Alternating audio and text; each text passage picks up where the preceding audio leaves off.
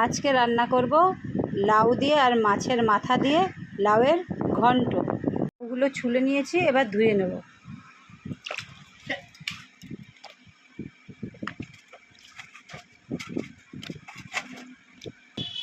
এবার কুচি কুচি করে কেটে নেব লাউটাকে।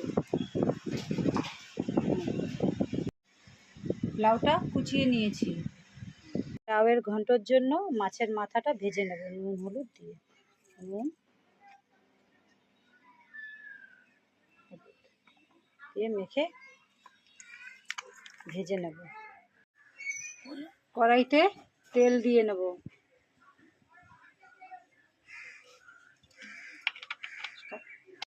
তেল গরম হয়ে গেছে, এবার মাছটা ভেজে নেব।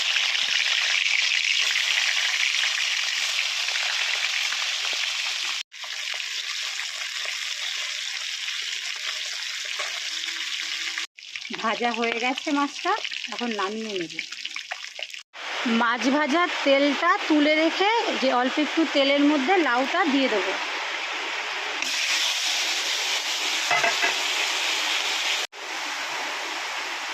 লাউয়ের মধ্যে নুন হলুদ দিয়ে দেবো, নাড়িয়ে মিশিয়ে দেবো। এবার জল বেরোবে, ঢাকা দিয়ে দেবো। লাউয়ের থেকে তো জল বেরোবে, তাই এটা একটু ঢাকা দিয়ে দেবো, নাড়িয়ে চাড়িয়ে ঢেকে দেবো। এবার ঢাকনা খুলে লাউটা নামিয়ে নেব। লাউটা মজে গেছে। এবার লাউটা নামিয়ে নেব।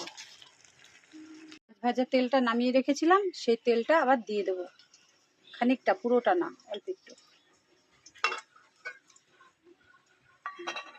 ফোড়নের জন্য জিরা, গোটা জিরা, তেজপাতা,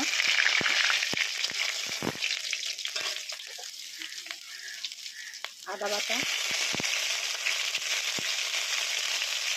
লঙ্কা আর জিরে বাটা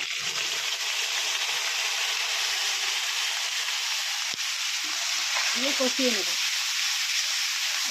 অল্প একটু লবণ আর একটু হলুদ দিয়ে দেবো, কেননা লাউতে নুন হলুদ দেওয়া আছে। তেল ছেড়ে দিয়েছে, মশলা কষানো কমপ্লিট। এবার মাছের মাথাটা দিয়ে দেবো, ভাজা মাথা। এবার ভালো করে একটু কষিয়ে নেবো, নাড়িয়ে চাড়িয়ে। এরপর লাউটা দিয়ে দেবো। লাউটা দিয়ে দিলাম।